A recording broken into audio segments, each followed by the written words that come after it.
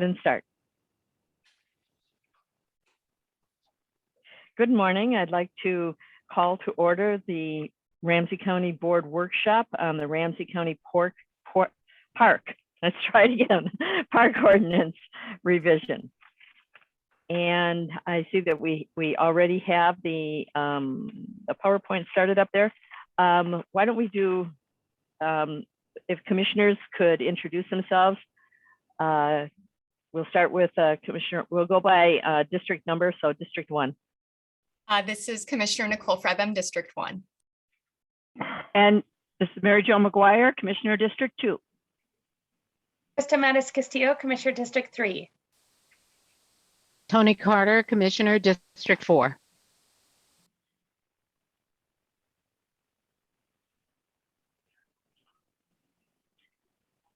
Rafael Ortega, Commissioner District 5. Jim McDonough, Commissioner District 6. And I am Victoria Reinhardt, Commissioner District 7. As we go through the presentation, I would ask that staff introduce Mark, maybe you, Mark McCabe, our Parks and Recreation Director, could introduce the folks that are going to be presenting as well. So welcome. This has been a highly needed yes, workshop. We've been getting a lot of information. So I want to start out with just a few comments. Revisions to the park ordinance are needed periodically to address contemporary issues, protect park property and resources, and to promote greater enjoyment of the parks for everyone. The last time this ordinance was updated was in 2007.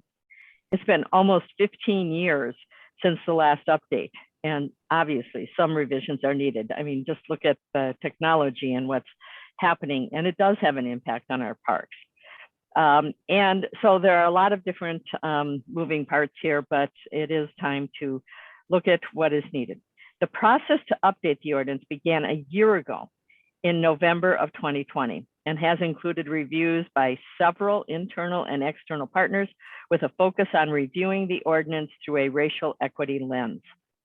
Community engagement and participation was strong as almost 1,500 people responded to a survey aimed at gathering residents' feedback about the ordinance. And again, I'd like to repeat that part. The survey was about gathering feedback from the residents, and it worked very well. Community conversations were also held, and commissioners have received additional feedback from residents as well. Today, the Parks and Recreation Director, Mark McCabe, will review the process that was followed, will share broadly supported proposed changes, and will seek policy direction from the board on key areas of the ordinance so a recommended revised ordinance can be formally presented to the board. Since there has been a lot of community feedback, I want to clarify that this is the board's first opportunity to hear the staff recommended changes to the ordinance. After we provide policy direction, the park staff will utilize our recommendations to finalize the recommended park ordinance. We will follow the established process for adopting the revised ordinance, which includes a public hearing where residents can provide additional input and feedback. So at this point, and that process, by the way, takes about 90 days from the time we have something that is available for people to look over and see what they like and provide feedback. At this point, I'd like to turn things over to the economic growth and, you know, now I'm trying to figure out EGCI. I say that so often that I sometimes forget what it stands for. Anyhow, the Deputy County Manager, Joanna Berg, to take us through our agenda for today. And I have to tell you, Joanna and everybody in the parks area has done a fabulous job of getting a lot of input and really sifting through it. And so I'm excited for everyone to be able to hear and discuss what the recommendations are as we move forward, or the outline of what they are, I guess. So, Joanna? Madam Chair, thank you. This morning, our Parks and Recreation Director, Mark McCabe, is going to run us through the objectives for this ordinance project update. The process itself, including spending time talking about what the resident input was on the proposed changes, and then we'll spend the bulk of our time on the Parks and Recreation staff recommendations and seeking this board's policy direction. And with that, I'll turn it over to Mark. Thank you, Deputy County Manager Berg, and thank you, Madam Chair and Commissioners. I want to just briefly acknowledge some work by the staff. Chris Linkowski, who's the Director of the Parks Division, is on this meeting as well, and he's really been the key leader within Parks that's brought this work forward. And as you stated, Commissioner, it's been over a year long process, so that's a substantial amount of work, and I just want to acknowledge that. Also, Amy Schmidt from the County Attorney's Office, if she's not on, she had planned on joining. She's been our key liaison to the County Attorney's Office as we've reviewed and gone through this whole ordinance process and has done a substantial amount of work as well. So I just want to take a moment to say thank you to those individuals, and obviously a lot more people participated as well. And Amy is on the call. Okay, just so you great. know. Thank you. As far as the workshop objectives go for today, as was mentioned, we want to update the board on the ordinance revision process that we followed, and then we'll seek policy direction on key areas of the ordinance that we require your direction on.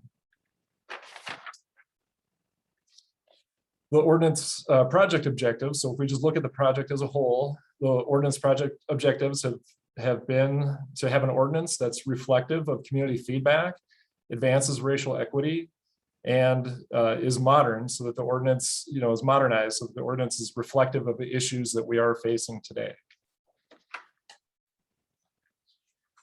Our desired outcomes from this ordinance revision are that the ordinance would result in an ordinance that is equitable, is written plainly and streamlined so everyone can understand it, promotes greater enjoyment of the parks and user safety, and protects property and natural resources for everyone to enjoy. As we mentioned, if we take a look back at the start of this process, which was in November of 2020, here's an outline of what's been followed so far. So we conducted internal and equity reviews of the ordinance, and then compiled those results and recommendations from those reviews. We held our committee of the whole workshop meeting in March, and were able to get feedback on issues like park access.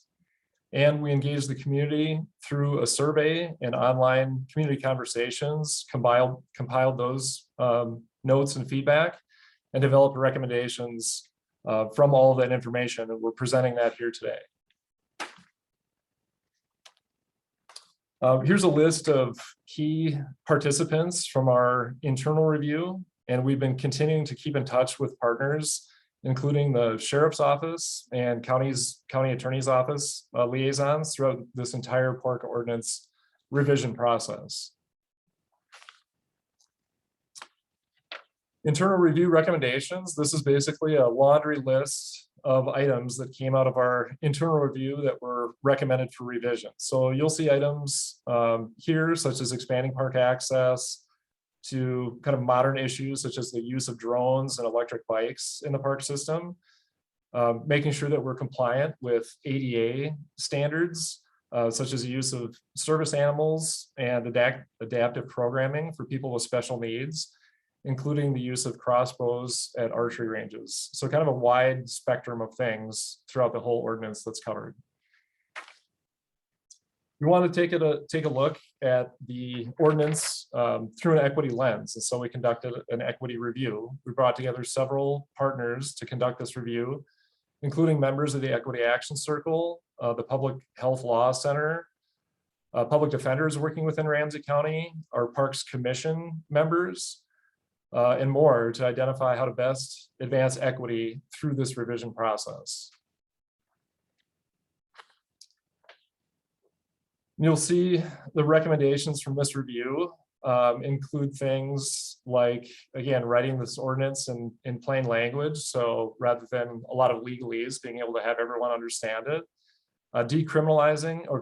increasing park access, decriminalizing the park ordinance, since currently all violations are a misdemeanor, and considering limiting the use of tobacco and smoking. Just to kind of recap from our committee of the whole workshop that we held. We held that in March of 2021. And during that meeting, we communicated that we were undergoing the park ordinance revision process. And I think it's important to note that, updating the park ordinance is part of our 21st century work that is needed in order to really execute on that vision of being a more welcoming and inclusive and equitable system. So this is really all part of that work. Here's some of the key statements that we heard during that meeting, including the importance of access to the parks and trails from residents and the charge of parks being bold and leading through this process. You'll just see I included a link to the presentation at the end of this slide, so you can reference all those notes.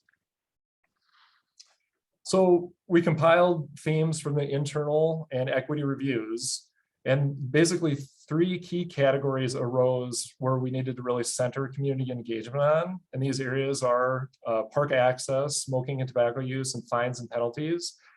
It's also important to note that residents did have the opportunity to review all categories of the ordinance and provide feedback holistically on all items. So when we reached out to the community, as was mentioned, we issued an online survey, and we had strong community feedback from the survey. Probably stronger than any I recall, in getting almost 1,500 participants. And this survey was promoted through the Ramsey County website, on our social media outlets, multiple newsletters, and physically on signage throughout the whole park system. So within those 1,500, almost 1,500 survey participants, we got over 8,500 comments. And I was personally able to review several thousand of those comments. So it was quite an education to better understand what people value and what their concerns are with the park ordinance. 9% of the people who participated in the ordinance identified as racially and ethnically diverse. And although this number isn't as high as what we would have liked, it's important to note that the feedback that we received from these participants mirrored what we heard from non-racially diverse and ethnically diverse respondents. So there wasn't a big difference, or really it was very similar in what we heard across the spectrum. So that was well aligned. We also heard from residents that there was an appeal for a full smoking ban. There was overwhelming concern from all audiences about 24-hour access.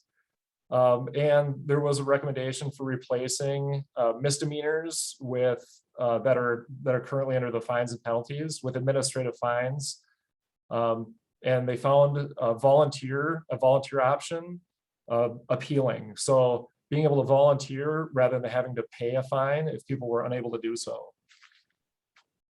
We also held community conversations. So we held 2 virtual community conversations in August that focused on these key 3 areas, and then also gave people an opportunity to comment and provide feedback on the rest of the park ordinance. And we're continuing to track additional feedback that we've received from either Commissioner's office or offices or directly at Parks and Recreation, as we've received several calls and emails from residents who wanted to communicate their concerns or opinions about the park ordinance. And I think it's important to note here as well that the feedback that we've received since the engagement period closed and that people have reached out and communicated also is the same information that we heard during the engagement period. So we're not hearing a different message from people. We're hearing these same kind of key messages that people communicated during engagement. They're communicating now as well. So just to kind of do a broad overview of broadly supported proposed changes that people were in agreement with or largely supported. It's kind of a laundry list of items here as well. And you'll notice that most of these items were called out in the earlier reviews. So things like allowing foraging, modernizing for electric bikes and drones, having those provisions for service animals, doing some more adaptations for adapted use with people with disabilities. Those were all items that people really broadly supported making those changes. So that's kind of the lion's share of the items. So I want to transition into kind of these 3 key areas where we're seeking your policy direction, and we'll share our recommendations as well. The first topic is on smoking and tobacco use, and this currently is not addressed within the park ordinance.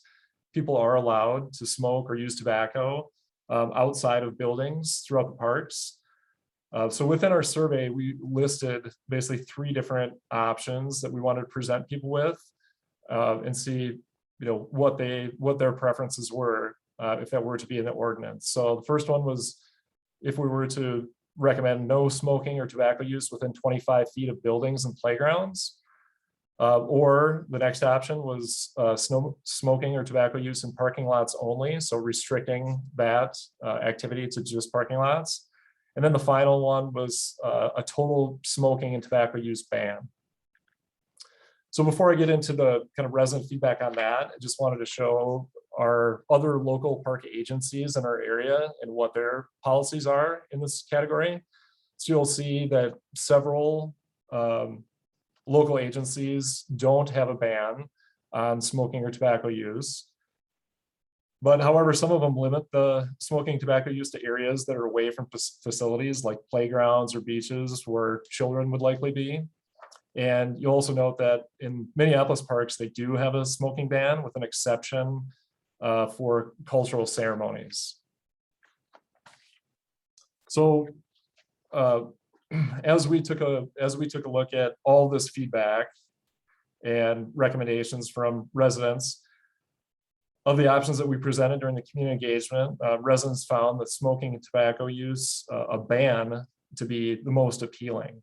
There were several people who did voice concerns that by having a ban, we could possibly be deterring people from the benefits of parks. But we heard this message about support of a ban from both racially and ethnically diverse residents as well as white residents. And when working on a recommendation, we researched our other county smoking and tobacco use policies. The Minnesota Clean Indoor Air Act and the Ramsey County Clean Indoor Air Ordinance prohibit smoking and vaping within 25 feet of building entrances. So rather than address smoking and tobacco use within the park ordinance, we recommend that this be addressed within the county-wide ordinance. Specifically within that county-wide ordinance, when addressing parks, we would recommend that a total smoking and tobacco use ban be put in place with a provision for allowed use during cultural ceremonies. On the next item, sorry, go ahead. I will ask for commissioners' input here. Do you want to take each of these separate, or do you want to wait until the end and then we will go back and we'll still treat them individually, but what is your preference? And just unmute and say. What would be best for our parks team?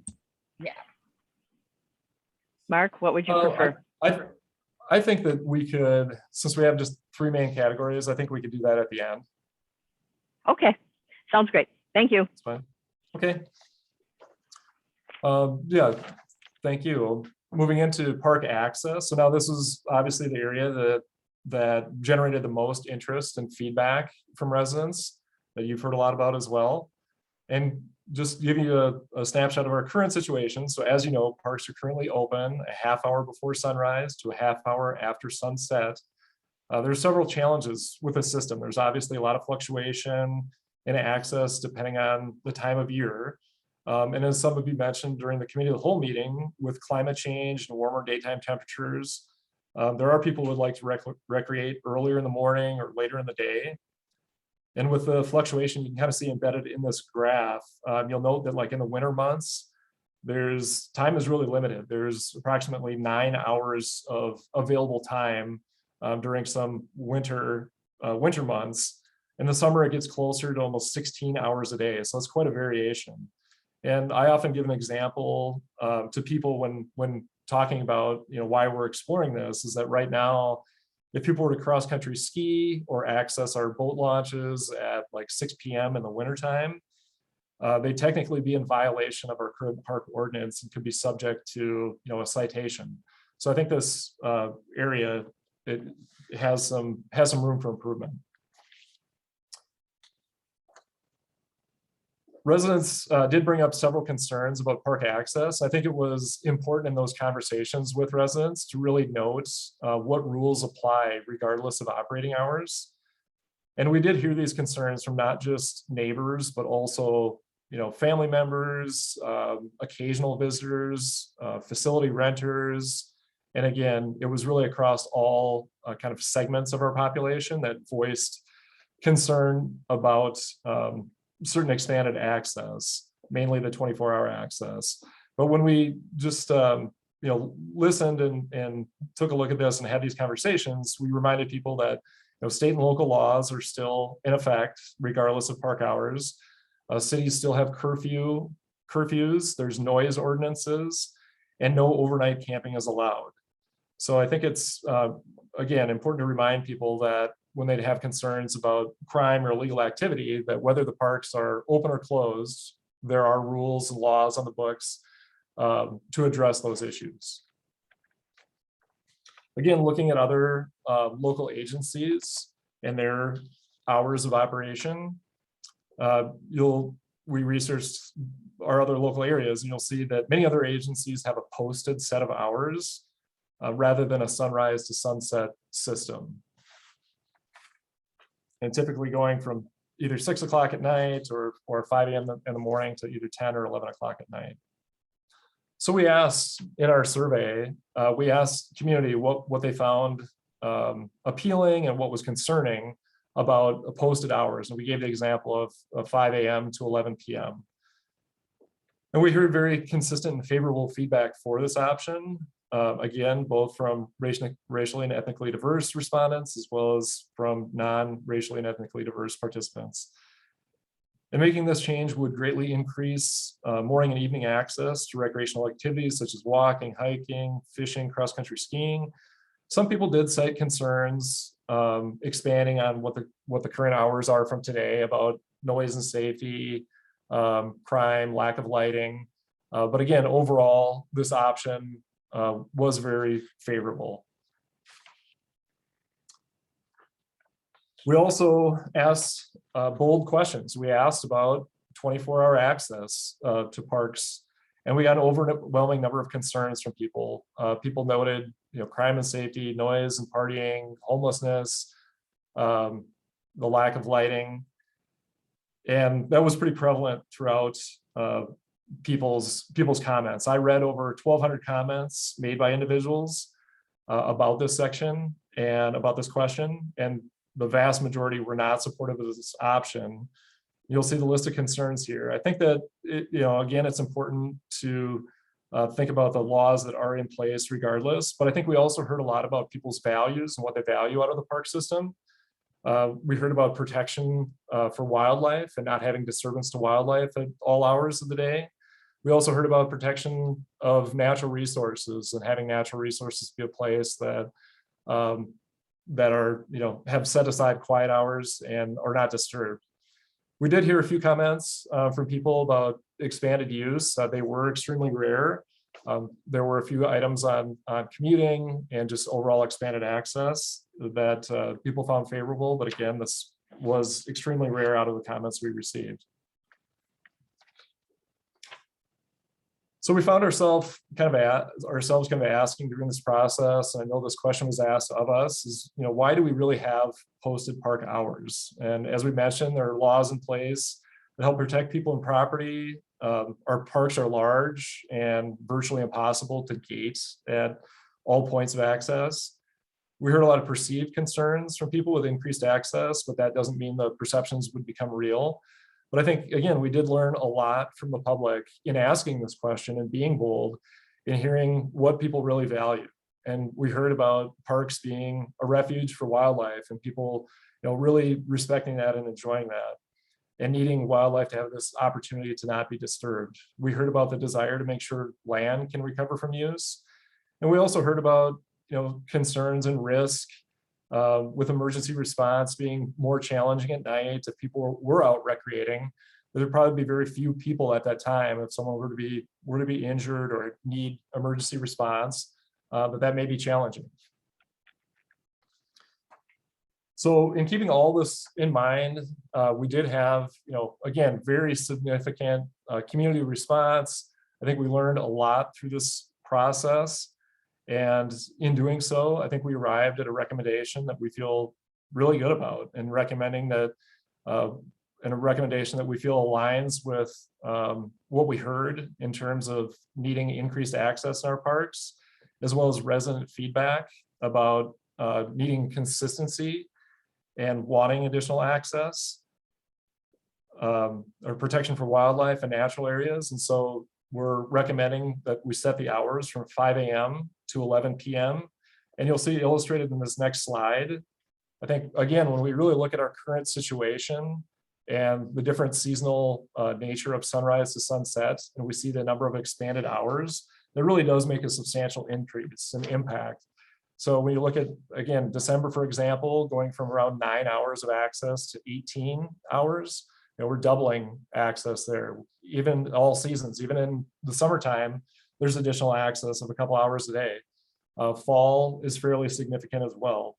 So I think this option really does achieve a lot of expanded access and respects what the community told us. Moving on into our fines and penalties category. So this is our kind of final main topic that we want to cover.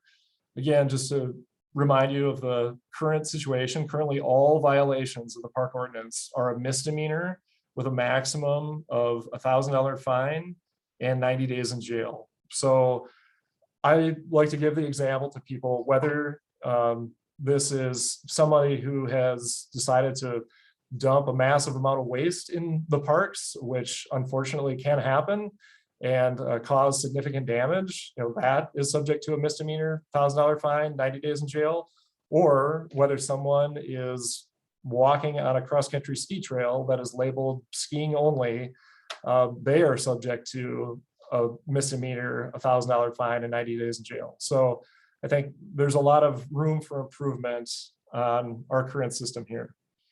So we asked survey respondents basically different options as we were to decriminalize the ordinance, and asked them about replacing misdemeanor violations with a petty misdemeanor, which is a non-criminal offense with a maximum of a $300 fine.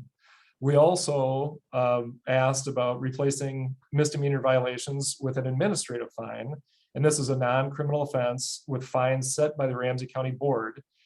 We also advised, we also included, as was advised through the equity review, the possibility of volunteer work being substituted for these fines. And it's just important to note that, as you know, we've been working with environmental health as they're working on building that mechanism to create the option for administrative fines and penalties. So we've been working in close contact with them as they move that work through the RBA process, so that we would have this in place to be able to utilize this as an option if that were the choice. So this was an area, again, that we received a lot of feedback, and people were largely in favor of decriminalizing the park ordinance. They found both the option of changing to a petty misdemeanor and administrative fine appealing, but favored the overall administrative fine option. It's important to note that law enforcement can choose to charge someone with a more severe penalty if that is a violation of state, or federal law. So making this change to the park ordinance does not take away the law enforcement's ability to utilize these state statutes. It just provides another mechanism for issuing a fine or penalty. And some people did disagree and thought that the administrative fines, penalties weren't strong enough. And they thought that the level of fine should be based on the level of severity of the violation. So we thought about all of that feedback as we took into consideration residents' feedback and made recommendations. Before I cover that, I think it is important to note kind of what is the current state of violations, citations that are being issued. So we took a look at the last 2 years of citations, so 2019 and 2020, and you'll see that as this chart illustrates, there's a little over 80 citations in each of those years, most of them having to do with issues with vehicles, parking, and then you'll see a few other kind of miscellaneous citations. But if you kind of take a look at the total park usage that Ramsey County Parks and Recreation receives, we have around 6 million annual visitors. So with 80 some citations a year, that's roughly 100,000th of a percent of visitors receiving a citation. So although there aren't a lot of citations, I think it's still important to have fines and penalties that are fair and equitable. And just wanted to illustrate that. And when we looked at other local park agencies, again, you'll see that several agencies do have misdemeanor fines and penalties in violations of their park ordinance. However, some agencies have moved to a different mechanism. So Roseville has administrative fines, Shoreview has administrative fines, St. Paul has expulsion of parks, and then they kind of increase their fines and penalties based on repeat offenses. So there are different methods that are being utilized. So in taking all this information into account, Parks and Recreation recommends a tiered system of administrative fines based on the level of severity of violation. And we'd like to pursue an option and explore an option for people who are unable to pay those fines to substitute with volunteer work, which could take place through nonprofits or other qualifying places outside of this organization, outside of Ramsey County. So you'll see these graduated levels of fines here, starting with serious offenses for, like I said, things like dumping garbage in parks would be a $300 administrative fine. Violations with things like vehicle operation or damage to natural resources could be in a $100 fine category. And then violations to all other areas such as littering or parking issues could be a $50 fine. So again, that's important to note that regardless of what's selected here, that law enforcement could choose to enforce with more stringent penalties for violations or things that would be in violation of state statute. So as we mentioned, our next steps forward are looking to hear your policy direction on these three categories. So I can go back on the slides and take a look at the recommendation and get your feedback. But we'll incorporate that feedback into a formal recommended revised park ordinance. And we'll submit that through the formal process that the county has established, which includes a public hearing so that additional resident feedback can be gathered and we can move forward with a final approval targeting early of 2022, the early part of 2022. So with that, I'd like to just thank you for listening to the presentation. I know it's fairly extensive number of slides, but it's been a long process, and look forward to hearing your feedback. So I can go back to the end of the first section if you'd like. Yes, please. Let's go through these each section then at a time. And as you are getting us back to the right page, I see that Commissioner Fretham and then Commissioner McDonough have comments. Commissioner Fretham. Thank you. So starting, I have a couple of general things that I want to say, and then I can weigh in on the smoking and tobacco use feedback. And I just, first of all, really want to say that I appreciate the Parks team's efforts to center racial equity in this work and the work that you've done to look at the data received and compare and make sure that we're not getting disparities in feedback from what we've received based on race and ethnicity. I think that's really helpful into letting us know that the feedback we received on this was really good and widely applicable. And I really want to thank you for the way that you follow our direction. You were bold, you're a leader, and I think we are really going to be able to lead with some of these changes. And tobacco use to me is one. I really support this. I think this is direction that many of our communities are already going in and establishing stricter requirements around tobacco use in the community about what can be sold and doing what's necessary to ensure the safety and especially of our more vulnerable youth around tobacco use. And thank you as well for the engagement that you've done, just as a general recommendation and thought, and something that I've heard a lot about. There has been a lot of concern from my community about the lack of direct engagement with people abutting our park system. Knowing that our park system belongs to all of us here in Ramsey County, acknowledging that and acknowledging that we don't want there to be a perception that people who live next to our parks have more right to weigh in on it. But we do targeted outreach for other things that have a geographic component. We do targeted outreach for our corridor studies. Cities do targeted outreach around variance ordinances. And I think rather than giving any sort of privileged benefit to people who live near parks, this would have been about engaging people early and bringing in partners with the people who have a lot of passion and feelings about our parks, so much so that they've decided to live by them. So I do want to offer that if there is still an opportunity, particularly during the public comment period, to do more targeted outreach so that our folks who are neighbors of the Ramsey County parks, that we could be a good neighbor and reach out to them more directly moving forward from that. General comments, smoking and tobacco use. I like these recommendations. I think we are being bold and being a leader in this, and that's what we told you to do. Thank you. Commissioner McDonough. Thank you, Chair Reinhardt. First off, Mark, I think you and your team did an amazing job of this process, and it certainly can be held up as good work in our county on this big change that's long overdue. I think it was really helpful for you to check in with the board early on in the process to kind of align, and in some cases maybe give you some confidence in the boldness, and but then also being responsive to the community and hearing the feedback.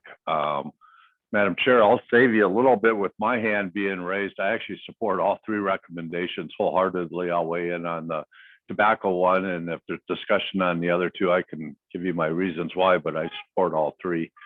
I do think the consistency with our how we handle tobacco use throughout the county is important, and I think that's the right reasoning to use here. I do understand, and I think most of you know smoking's been one of my struggles throughout my life, and I get it. And certainly there are times when I've been in parks and I thought, God, it'd be nice to go over into that parking lot and help manage my addiction. But I think being consistent here is totally appropriate and sends a strong message about our values and what's important in the county. So good work, Mark. And again, Madam Chair, I support all three recommendations. And just a brief comment on the last issue that Commissioner Fretham raised. I live right across from Phillip Park. I'm looking at an amazing park out my window right now as I speak to you. And I get it. And I've got some amazing parks in my district that we've city and county. And there is always this tension. People are gravitated to buy a home next to a park because that's an amenity. But then as they live there, their family grows, they tend to kind of incorporate that park as their front yard or backyard and get very protective of it. And that's good. We need people to be protective of our resources, but they should not have undue influence in how we manage and have access to our parks, because our parks are actually more important to the people that cannot be able to purchase and have them right outside their window. Our parks are designed to be able to meet the needs of folks that don't get to see green space or get to walk in a neighborhood where there's an opportunity for that, or recreate in ways that they can't in their neighborhood. And so our parks are designed to bring people in and provide that resource. And so there's always going to be that natural tension. But the reality is the mission of our Parks and Rec system is to be available and meet the needs of all our community. And I think the work you did with our racial equity group and certainly reaching out into the various communities throughout the county to get their perspective on how they use the parks and incorporate it into this is well done. So thank you, Madam Chair. Thank you. Okay, next we have Commissioner Matas Castillo and then McGuire. Thank you, Madam Chair, and thank you. I want to echo the comments of Commissioner Fetham and Commissioner McDonough. Of course, I totally agree. I do have one question. It's not on the smoking, but it's actually on the hours. And my one concern, and I think this is an important one that we should wrestle with a little bit more, is that if we go to 5 a.m. till 11 p.m. and close the regional trails, we are cutting off a vital transportation network. There are a lot of folks that ride bikes year round and for transportation and use those regional trails to get to and from work. So there's night shifts, there's more early morning shifts, there events happening. And so I'm actually really concerned about closing those regional trails and then citing someone, giving them a fine, or administrative or not, when they're using it for transportation that we are encouraging. So I agree with all the recommendations. I agree with the general park usage and having set hours, but I'm really concerned about when we put that into the same as those regional trails, we're now cutting off transportation access and transportation equity. So I don't know if there's a way that we can pull that out and parse that out for trail usage versus just park. And I get if there's a trail that's totally consumed within the park, that would make sense to be with the park hours. But those regional trails really are used as transportation networks because we don't have a fully built out protected bikeway transportation infrastructure yet on our roads. So that's the one concern I have here.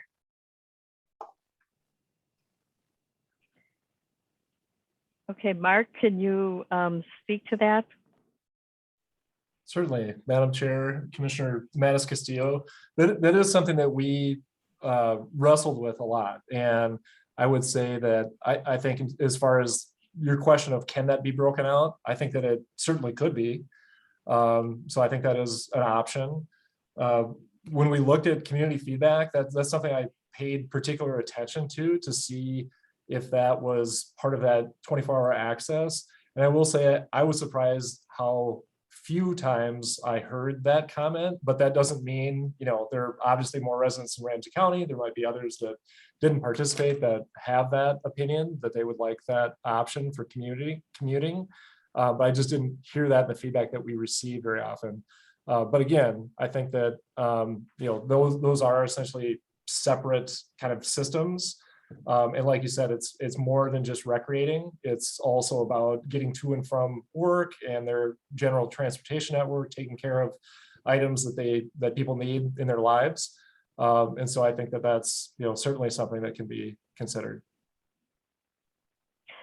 I guess, Mark, I would have a question on that because aren't some of these trails, they come into a park? I mean, I don't know that there's many that are just, a regional trail that is just within a park, one park, Right. that generally they're going to connect. And so if, I don't know, it doesn't seem like it would be that easy to separate them out unless I am incorrect in that assumption.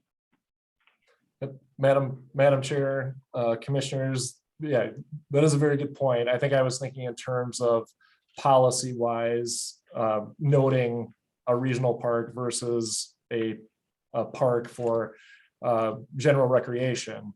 But yes, in terms of kind of the enforcement issue and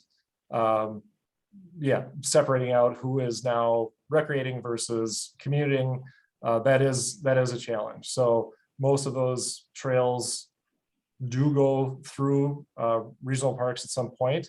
And so that is a challenge. So I guess I understand the concern, but I also, I don't think it's realistic because you're not going to be on a trail and then you get to a park and you're going to go, oh, I guess I can't go there anymore. So because they interconnect, I don't think you can separate them out in an ordinance realistically. You can, but I don't think it's going to be something that could be enforceable. Madam Chair. Yes, go ahead, Ryan. Thank you. I would just submit that let us go back and we'll consider this feedback in the context of with our transportation folks. It's a good opportunity to bring in the service team more broadly for some thoughts around that as well. As someone who actually has bike commuted through some of our park system at those hours, there's a little bit of like understanding for the point. And I think there's ways in which we could think about language about, even if you are right that in the moment there may not be a determining difference, but in what happens from if someone were asked, the ordinance can be written in such a way to be considerate. So it's at least a point we can be attentive to and consider as we go forward. I don't have a definitive anything today, but I do appreciate hearing this conversation and the issue being raised. Okay, thank you. Next we have Commissioner McGuire. Thank you, Madam Chair. And I'm just going to follow this conversation with continued thoughts on the commuting idea, because I had also that question about if we could carve out some exception for people that are using our trails for commuting. I agree with everything that's been said. And Commissioner Meinhardt, I agree too. It would be tough to break it out. I'm thinking of just an example. McCarran's Lake is a park that we have. It's not as regional, but there's a tiny portion that's a regional trail going through it.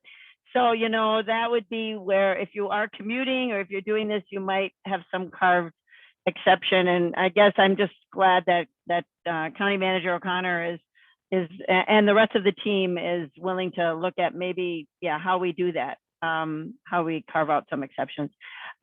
Just first of all, though, I want to thank you, Director McCabe, and Director Lankowski in your team for all of this work.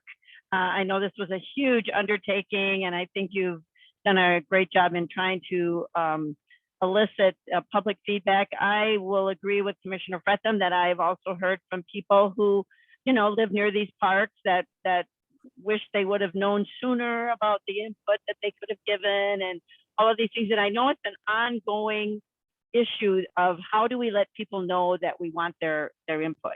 How do we get to people? Do we use social media? We don't have a local newspaper anymore. So I'm just identifying and acknowledging that, we want, and I know we all agree with this, that we want to continue to find ways that we can engage our community in a really thoughtful and substantive way.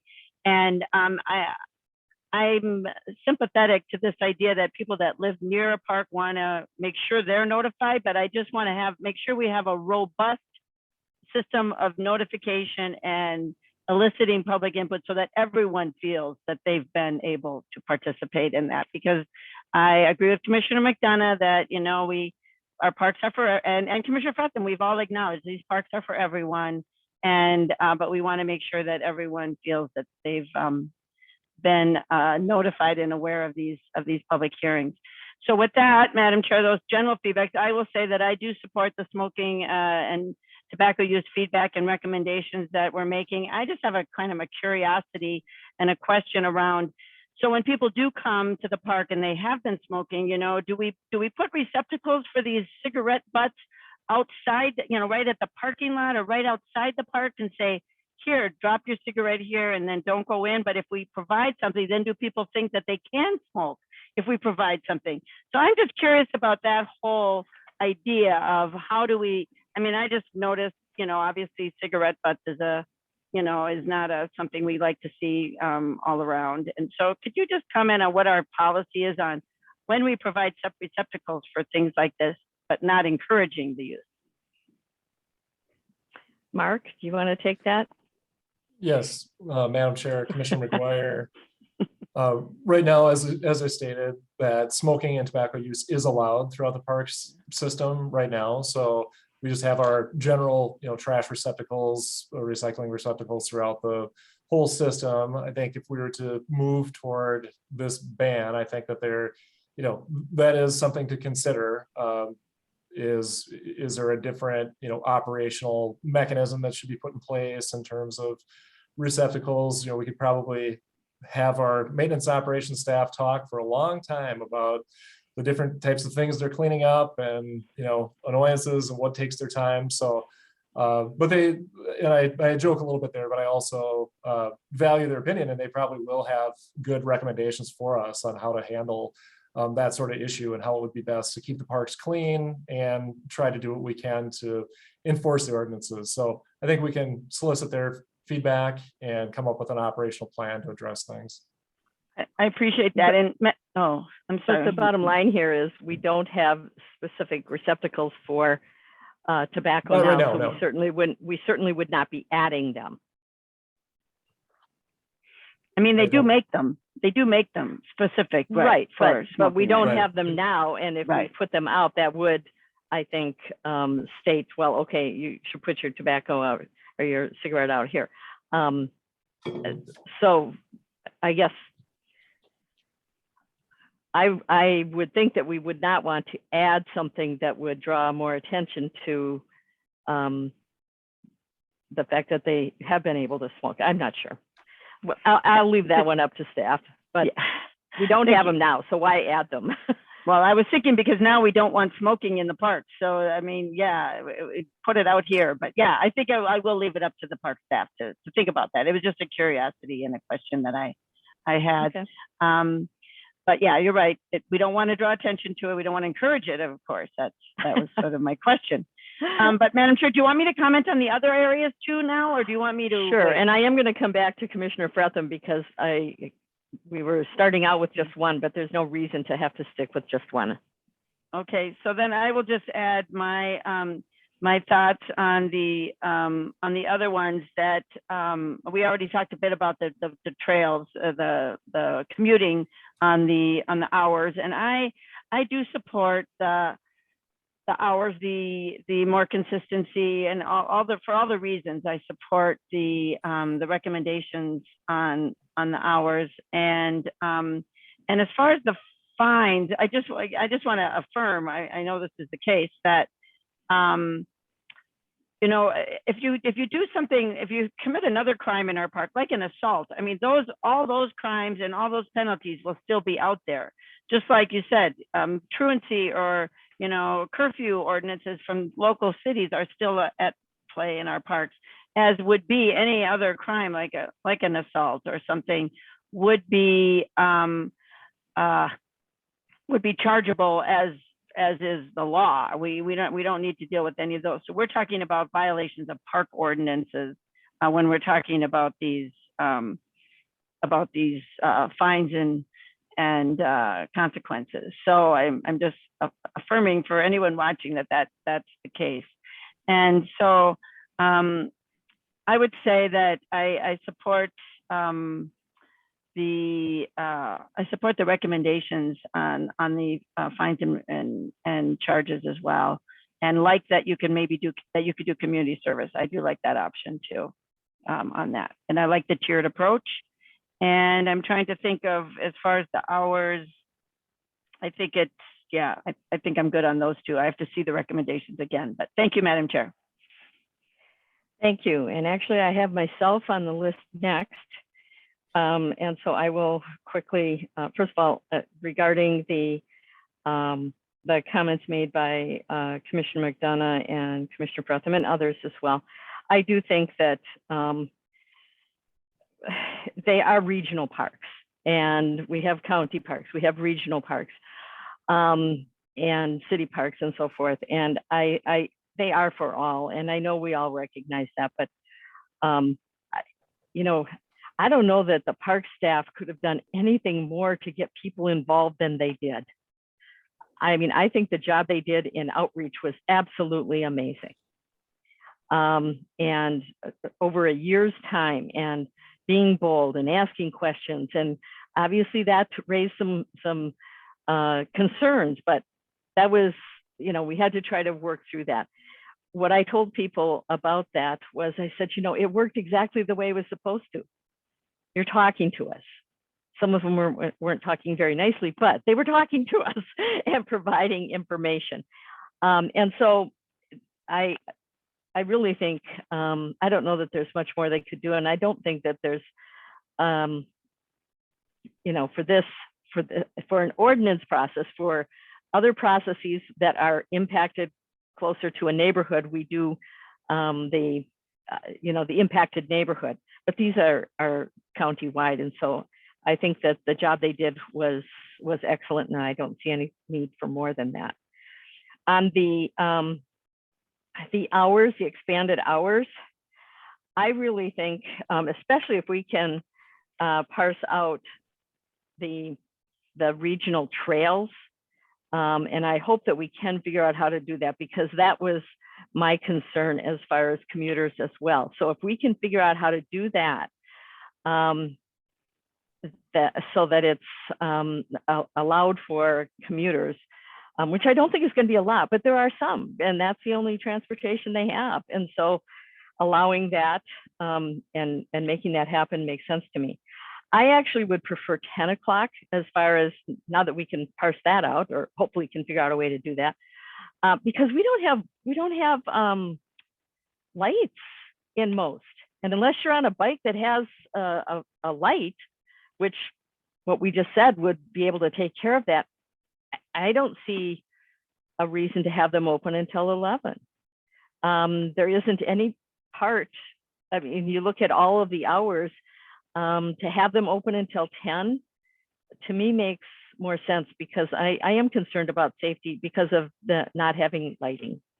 But I can see 10 o'clock, because in the summertime, you know, it's sometimes 9 or later before it really starts getting dark.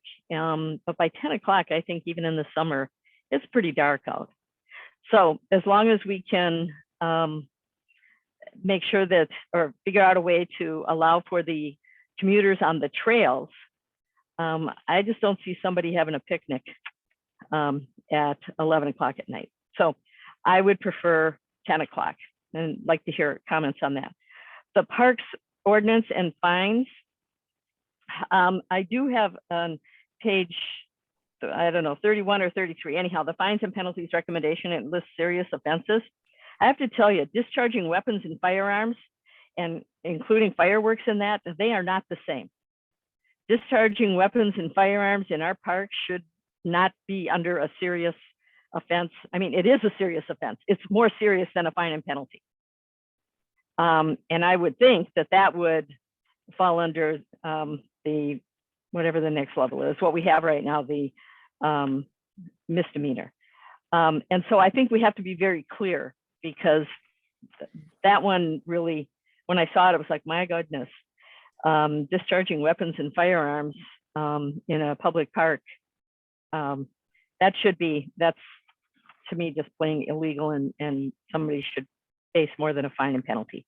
Other than that, I really think it makes a lot of sense to have the fines and penalties instead of something that is going to go on someone's criminal record. And it, to me, it is just fairer to do. We've done that in environmental health and sought that authority a number of years ago. And it really does make a difference, because it's kind of the thing, if you only have a hammer, you're going to use it. And so what happens is, quite frankly, more than likely, more people are not being cited, when if it was a fine or penalty, they would have been. But when you're putting something on a criminal record, you're probably going to have fewer that they're going to say, okay, is that really, even though the, you know, walking on a snow, a skiing trail, you probably wouldn't get the ticket for that, although there may have been some. Regardless, I think we need to make sure that we are having them so that if something is a misdemeanor, if it's a criminal act, and discharging a weapon or firearm to me is criminal. And so if it's a criminal act, it should be treated that way. If it's not, these fines and penalties make a lot of sense, and allowing for people, you know, they just made a mistake. They came onto a trail that they shouldn't have been on, and they didn't realize it, whatever, then allowing a volunteer time to really probably teach a better lesson than a fine would anyway makes a lot of sense to me.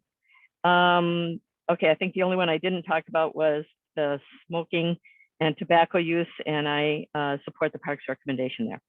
Okay, so next I have Commissioner Carter, and then Commissioner Ortega, and then I'm going to come back to Commissioner Fretham. Thank you.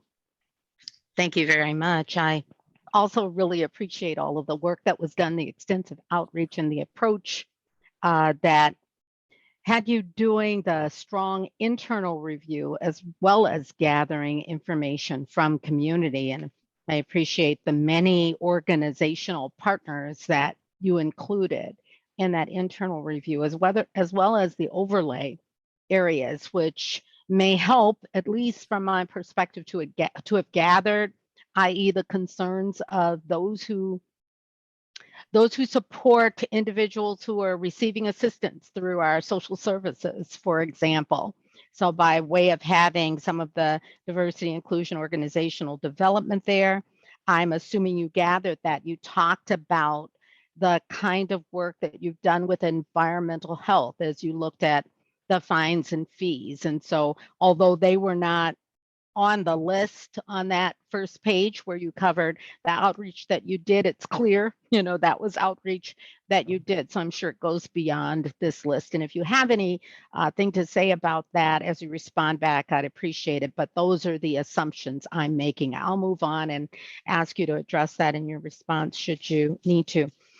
I did hear Commissioner Reinhardt's concerns and request for additional feedback regarding hours, and to the extent that some of that feedback included questions around safety and lighting and things of that sort, I just wanted to respond that although the director mentioned there were a vast majority of comments, negative comments about, for example, overnight opening, I was very surprised at the number of positive comments that were there in regard to that sort of extension of hours. It surprised me. First of all, let me say that I am supporting all three recommendations for the hours, the fines and fees, and smoking. But I did find it surprising that there were so many who opened my eyes as I reviewed the thousands of comments and saw, although I didn't count, or compare percentages, saw a number that talked about the use of the parks and the trails and the ability to enjoy our parks later with expanded hours. I was very, very surprised, not for the number that stated 24-hour access was necessary, but even for those who expressed that they were using the trails and that was a transportation opportunity that with closure would be cut off. So again, supporting all three recommendations. Again, on the lighting issue, Commissioner Reinhardt has mentioned that it could be a concern unless you're on a bike that has a light. And I understand that to be supporting that these are regional transportation routes in some cases, and that does make sense. I will also say that I am aware that there are others who would use the parks later, and that there are events that last into the evening, albeit I'm not one to be either on a bike or in the park late at night. There are those who do, and camping not allowed, that is clear. Still, there are individuals who have camping lights, who in the parks late at night are using their camping lights in order to enable them to stay and enjoy that family gathering or event just a little bit later into the evening. That is one of the reasons I am supportive of the expanded hours from 5 a.m. until 11 p.m. because I realize there are ways of accommodating, even though we may not have the lighting, to provide the lighting that is needed. Once again, just great appreciation for all of the work that was done. On the discharge of weapons too, I know that is a complicated area, and that because of some of our statutes and the allowance of First Amendment rights, it's difficult to determine sometimes whether it is a crime.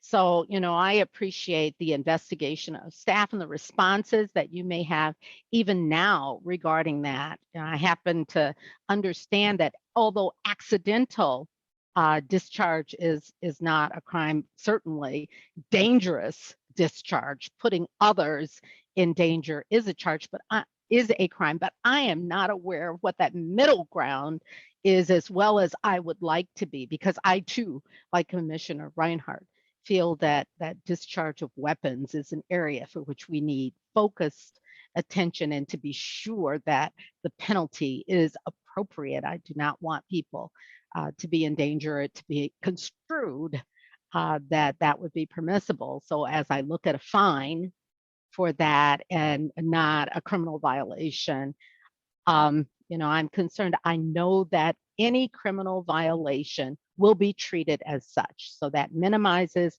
my concern for what our policy might be. But again, I do not understand that middle ground as well. And if you have comments on that, I'd appreciate it. I know I left a lot of spaces, so thank you. Well, and as far as the discharging of weapons and firearms and fireworks, I suspect that there is a way that through our attorney's office that we can make it clear what is a criminal violation and what is not. I do know that I've received a text message regarding Nerf guns and BB guns and so forth. Clearly, that's not what we were talking about here. But the way it's listed here caused concern for me. So I think that would need to be further detailed, because you have the right to carry, but you don't have the right to just discharge in a public place just because you've got it. So I don't think that the amendment rights are. What we're talking about here is, or what I'm talking about, and I think you were saying the same thing, Commissioner Carter, was about weapons that deadly weapons. Yeah, and so having some clarity there, and I think that will be important for the public to understand as well. And Commissioner Carter, you also had a question on the, I can't remember what your first question was about the fees. Can you remind me? No, I Madam don't think. Chair, Go ahead. sorry, this is Madam Chair and Commissioner Carter. I wrote that down, and it was a question on the partnerships and just that coordination with environmental health. So yes, certainly, I think the internal review partners and equity review partners were ones that typically like holistically reviewed the entire ordinance from cover to cover. We listed those. We also did work with several other partners, internal departments on various pieces of the ordinance. So I would say environmental health being one of those. And you pointed out some others. So yeah, certainly more involved parties than what were listed there. And I think to both of your points, Commissioner Reinhardt and Commissioner Carter, that we certainly can get clarity from the county attorney's office on things such as the discharging weapons and what's under state statute and what isn't. So we can seek that clarity for you. Thank you. Thank you. Commissioner Carter, did you have additional comments? I'm good, thank you. It is all about getting to clarity in that area in particular. Thank you. Commissioner Ortega. Thank you, Madam Chair. I want to echo what everybody has stated regarding the staff work. Mark and his team with a big T have done a very good job, very comprehensive. I support all three recommendations. I think they're fair and balanced. I think we need to move forward on and incorporate it into the plan. The one question I have, which I think would be probably more common a violation, I think, is when I think of, and as being the person that sponsored the smoking ordinance for the county many years ago, I'm still sensitive to seniors. And what I observe is that seniors tend to be the ones that are smoking. The younger people tend to be vaping. So now my question is, how do we treat vaping in the park? And seniors are used to, I mean, haven't had any rules regarding that in the park. And so when I see people in picnics or different events, it's the older folks that tend to be smoking and the younger folks vaping. So I just want to make sure that while we're putting in this ordinance, that there is common sense used as we move forward. So if I do have a question, it has to do with the vaping, and do we consider that smoking? And how do we address that? And actually, I should have pointed out, because the recommendation here is to have the smoking and tobacco use in the county-wide ordinance for increased clarity and consistency. So it would not be just in the parks, Right. but appreciate all the input on this. And I believe that we did expand the smoking and tobacco use to include vaping in our ordinance, in our overall ordinance. If someone could, Madam Chair. so I think it would be there. Yeah, I can confirm that. And part of this was actually a piece that, as they presented up and through here with the parks team, I am definitely suggesting we move the conversation around county-owned lands, in this case parks, into that ordinance so that we are doing a consistent approach to how we approach smoking and vaping and any other related tobacco use activities. And so a follow-up here would be for Director McCabe to make sure he's connecting with Director Holly on feedback from today. And then we will work with the Health and Wellness Service team on that particular component so that in the future, you don't have to make changes in multiple places if you want to make changes with the science around public health. Could then we make sure that once we move forward and we put all of this in place, that we do a good job of educating folks regarding that it is the whole, while we have been we're more sophisticated in how we deal with this, there's still a lot of folks that don't necessarily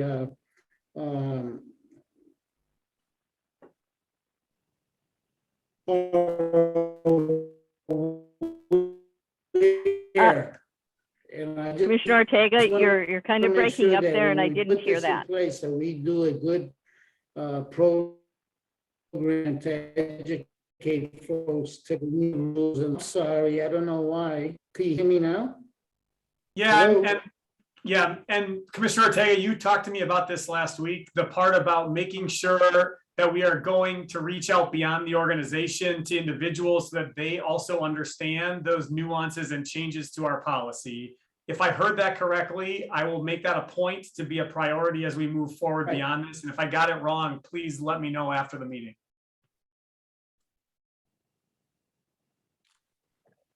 Commissioner Ortega, are you still? Thank you. Okay, good. Okay, did you have any other comments? I don't know what's Ortega? going on. Thank you. No. Okay. Thank you. Okay, Commissioner Protham. Thank you.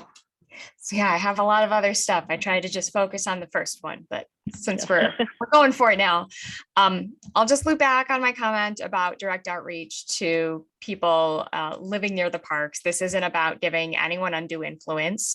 We are all still capable of making our own determinations about the validity of feedback and the likelihood of scary consequences happening. But it's about partnership and being a good neighbor, and noting that folks who live next to the parks are going to have unique insight to specific problems that might be remedied with revisions to ordinances. And so involving them earlier rather than making them feel alienated is good for our work to try to engage the community, and also could result in really good feedback and information. My last pitch for that. In terms of hours, I tend to agree with Commissioner Reinhardt that 10 p.m. seems more in alignment with curfews around the jurisdictions. Certainly all of my jurisdictions tend to have youth curfews around 10. It looks like the latest time the sun sets, even in the summer, is 9 o'clock. So that's still an expansion of hours to 10 p.m. Most of the noise ordinances stop at 10 p.m. And there is a lot of alignment with other parks, though, noting that we're not going to get perfect alignment, and that's tough. And also, I just wanted to note that we don't have all the jurisdictions on the slides, and I did want to acknowledge that there are 3 communities in my district that also have Ramsey County parks that still have a parks or hours ordinance that is focused on sunset and sundown. So just wanted to acknowledge that White Bear Township, Arden Hills, and Venice Heights, that is still how their ordinance works. Would love to hear if there's been any outreach to communities regarding times and whatnot to see if there are opportunities for alignment. And then I did have some questions from some members in my community. I know the plan is that any of the facilities that we have, their hours aren't going to change. And so someone asked, okay, so what happens if someone has to use a bathroom during expanded hours? I don't even know how our facilities currently, if they're locked after hours, how that happens, and what the impact would be for that change.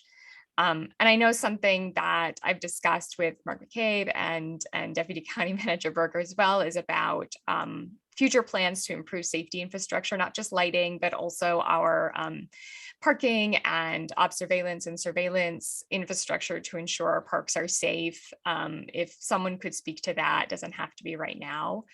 And then also wondering, in terms of the regional trail question, I would support a carve out for continued commuting usage. Wondering how that works now. Are they carved out or are they subject to the hours? So would this change actually expand their usage? And then wondering, I know that one of the arguments for having 24 hours parks was, opportunities for stargazing. Is there a way to allow, within our Parks and Recreation Department, some sort of like organized activities around that after hours?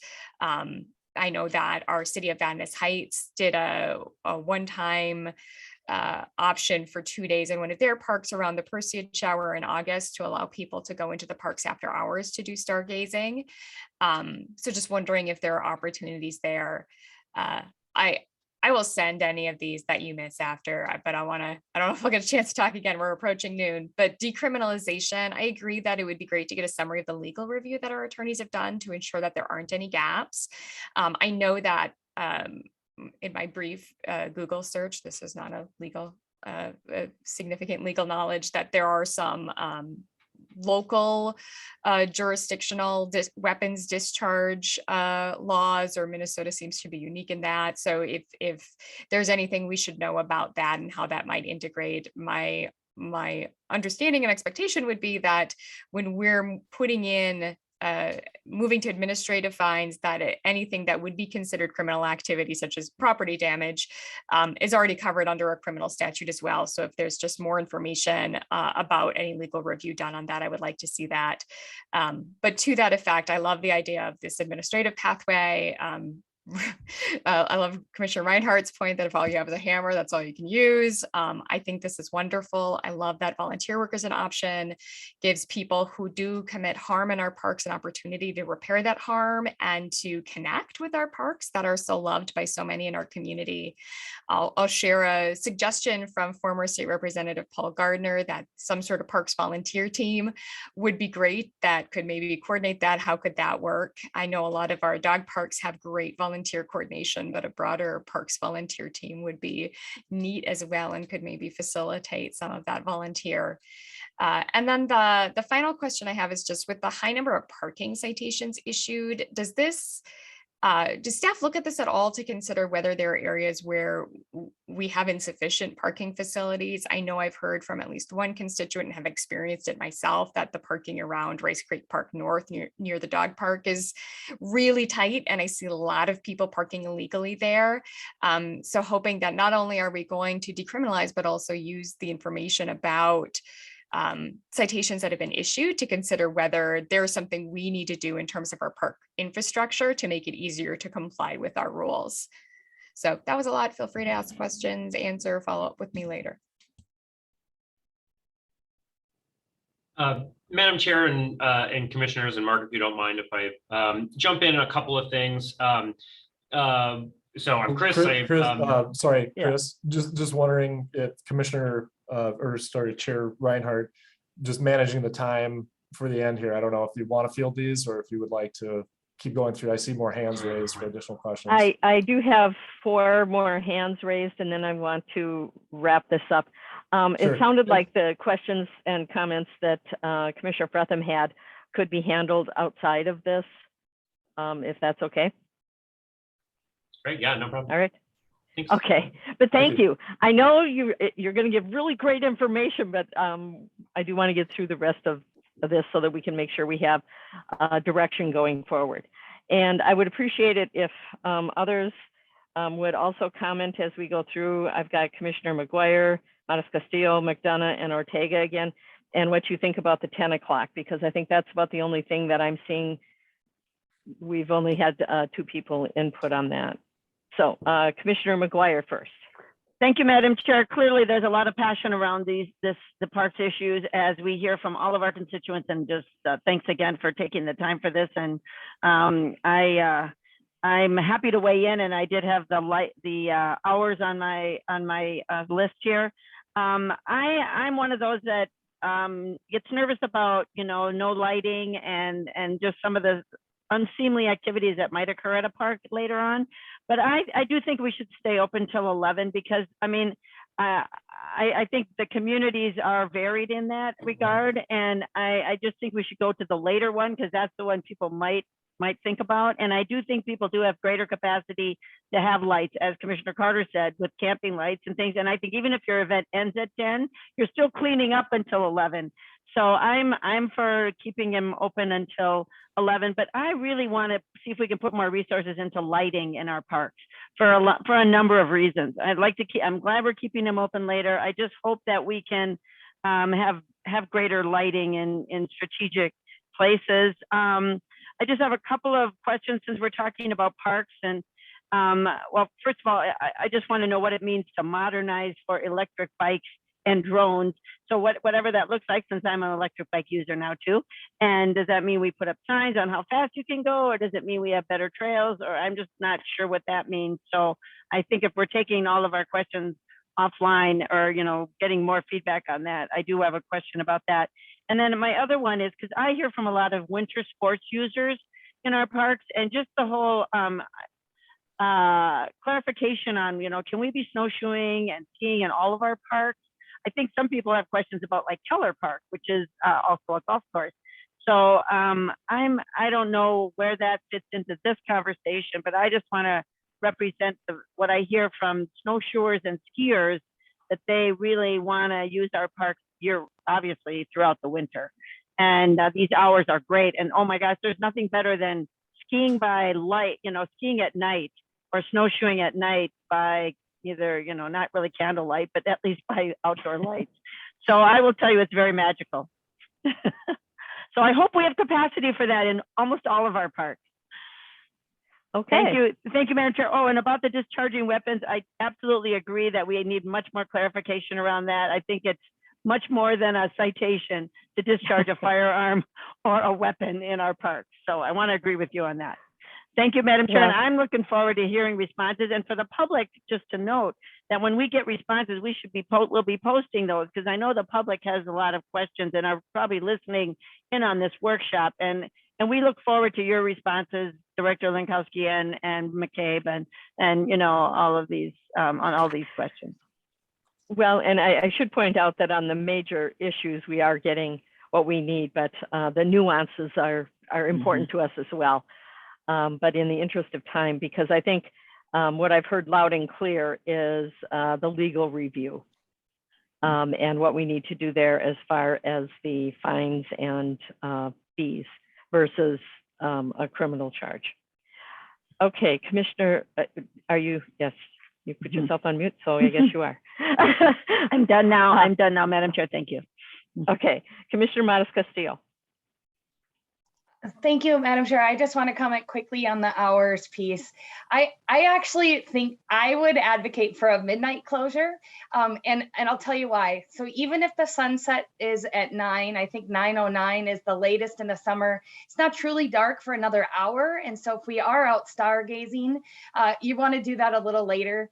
Not to mention, maybe I'm old school, but especially in younger days, it was great to take an evening walk on a date. And that doesn't, sometimes when you're chatting, it doesn't necessarily wrap up at 10 o'clock. And so to think about like opportunities in that way, people want to get out and take a walk in the evening. I agree with the midnight skiing and snowshoeing. There's nothing more magical in Minnesota. And so I actually think that we need to think about that as well, especially if we're going to get families out and think about how we do it. And I know we want more lights. If we go there, I want to be really careful that we're not taking away the few abilities to stargaze or causing light pollution. So, lightings are not big, we don't want stadium lights. If we put lighting, it should be trail lights and low to the ground, so we're not causing additional light pollution.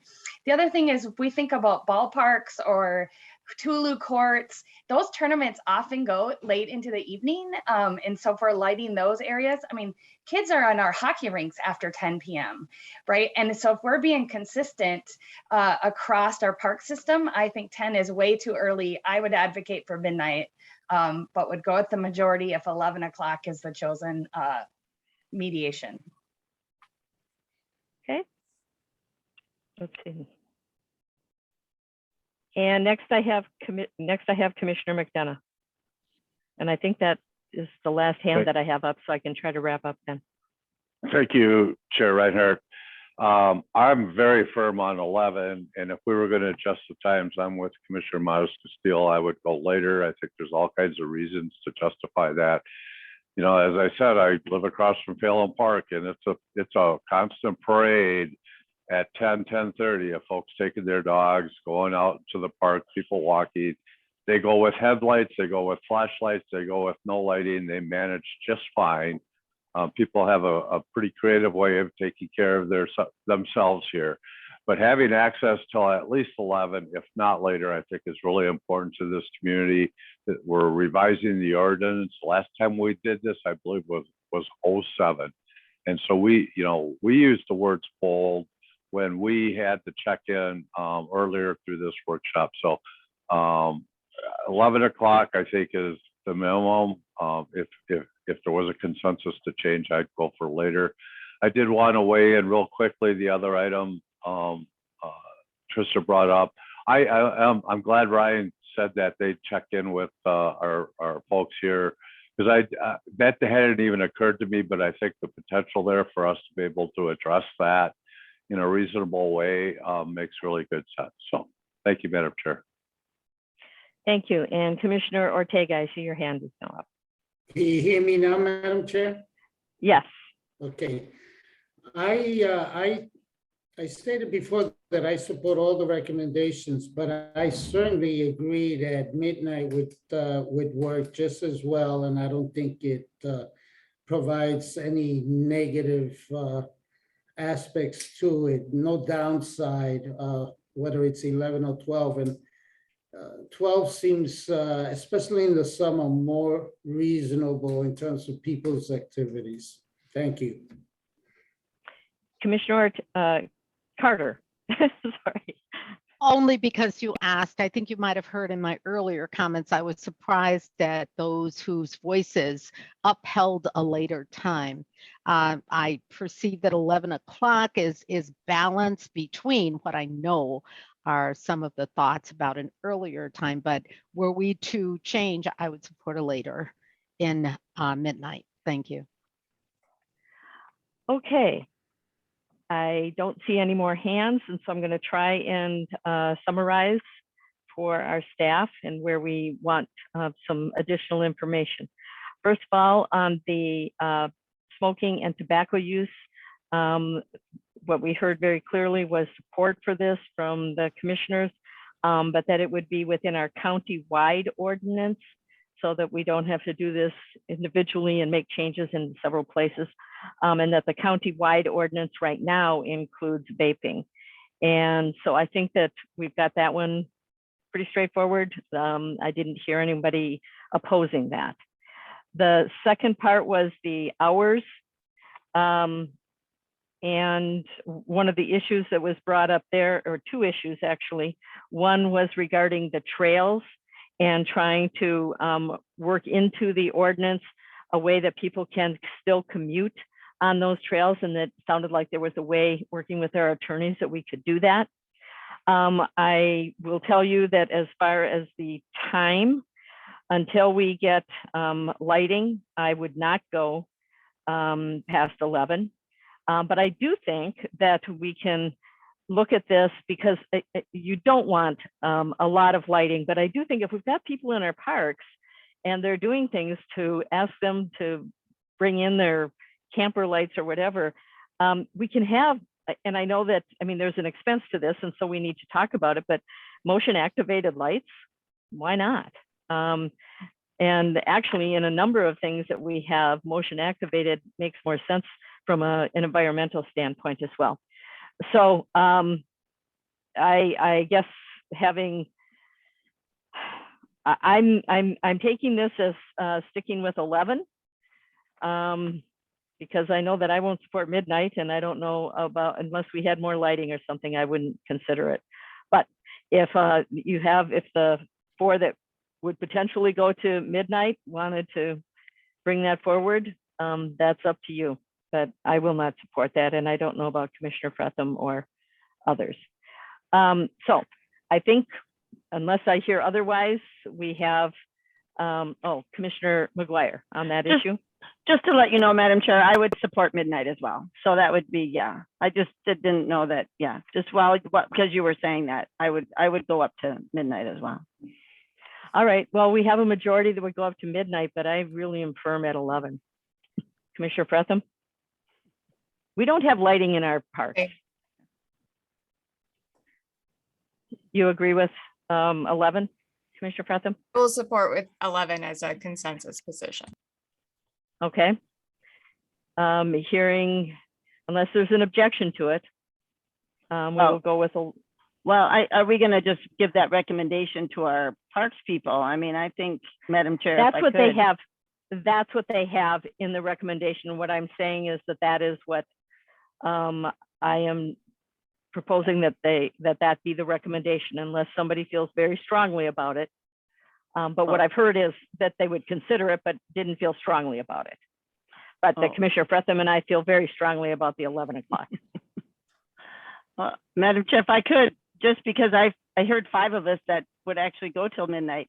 I just was curious if the parks people could come back and look at that as an idea from this group, as an idea that this group would entertain. Let me ask you. Okay, I will ask them, because I think what we're supposed to be doing is giving them direction. And I can tell you that if 5 of you, for 4 of you, want them to make it midnight, then that should be the recommendation coming out of this discussion.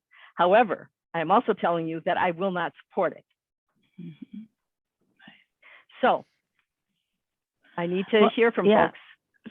So, Madam Chair, I just am curious what the process is now lately. Now that we're gonna ask for feedback from the Parks group to come back with what they've heard us say, and they're gonna come back with feedback, and then are we gonna go out for public comment again on the recommendations that are coming out of this workshop?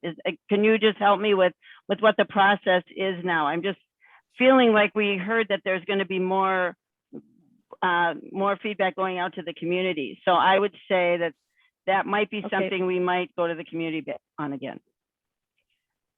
My understanding was, and I'm going to turn to Ryan or someone else too if I've got this wrong, is that out of the discussion today, we were to bring forward, the board would give recommendations, support, change, whatever, which is what we've been doing, having the discussion, to the staff recommendations. They will then prepare an ordinance that they will bring back to us, I think, anyhow, for further discussion. And once we have fine-tuned it or said, yes, that's what we said we wanted, then it would go into the ordinance process, which is where you get more, you have official public hearings. And that process takes about 3 months, about 90 days. Ryan, is that correct? Yep, Madam Chair, just so the full arc is understood, the policy discussion earlier this year got us going on the front end. Today is a board workshop where you got to see these recommendations of where the work was coalescing. We're listening to everything being said, and we'll just continue to do that here as everybody keeps talking a little bit more.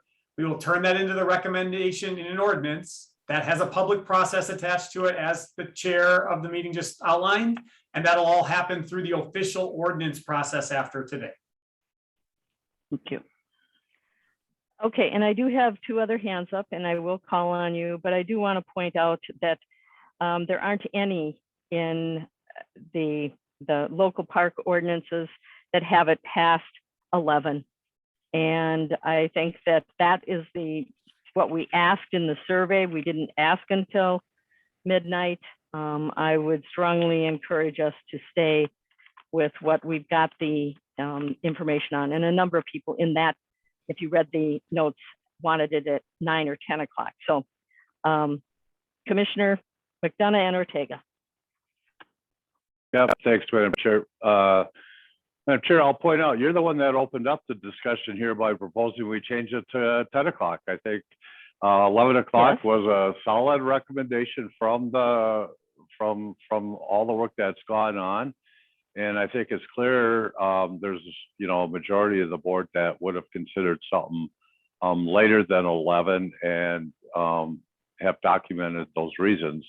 I'm going to suggest here, moving forward, that we accept the recommendation of the Parks and Rec Director for 11 o'clock and monitor that and continue to watch that. And in the future, we can come back and have a conversation if that needs to be adjusted either way, based on how the parks are being used. If we see a lot of use and we see a demand that people want or their lifestyles actually only allow them a later use, we should be accommodating to that. If we're seeing issues that raise concern to us and we think we might need to address them with adjusting the change the other way. But I trust our staff. Our staff have done an amazing job here. As I said, I think this could be held up as a best practice for anywhere in this county on engaging and recommending. So I want to be respectful of the staff recommendations. And I also want to recognize there are opportunities to either strengthen, or when I say strengthen, increase access or decrease access based on how the parks are being used and the demand for that use. But, to maybe help bring closure right now, I would suggest we move forward with the 11 o'clock recommendation with an option to continue to revisit this in the future. And Commissioner McDonough, that's not unlike what I said earlier as far as the lighting and the motion activation and reconsidering it. But that's what discussion is about. Commissioner Ortega. Madam Chair, in the interest of time, I want to just support and echo what Jim just stated so we can move forward. Thank you. Okay, so I think I've covered all of the different aspects from fines. Okay. All right, so staff, do you have what you need to move forward in preparing an ordinance? I think there's only a couple of areas where we needed further clarification: the legal review on the fines and penalties, and the trails for commuting being, how can we pull that out? Yes, Madam Chair, I believe that we do have what we need. And I do think that, I mean, I agree with Commissioner McDonough and others. I really feel strongly about having some way for people to be able to see without having, for safety reasons and other reasons, without the light pollution, more than we already have in a metro area. But motion activated is something that I hope that we can look at in the future. And then I'm open to all kinds of ideas, but the lack of lighting is of concern to me. Okay, I think we've wrapped it up. Anybody have any additional comments or questions? Really Madam good Chair, discussion. Commissioners, I would just like to say thank you for all of your feedback. I know we're over time, but it's been very substantial and I really appreciate it. Commissioner McDonough, I think you nailed it when you said that, giving us that charge to be bold and have that support, that was felt, and that really helped throughout the process. So I know that was, something you mentioned, but something everybody supported. So I just want to say thank you to each and every one of you for all of your kind comments as well. It's been quite a process. Again, thank you, Chris. But thank you everyone for your feedback. It's been very helpful today. Okay. There being no further business, we are adjourned. Thank you, everyone. Well Job. done. you. Good Good meeting. job, everyone.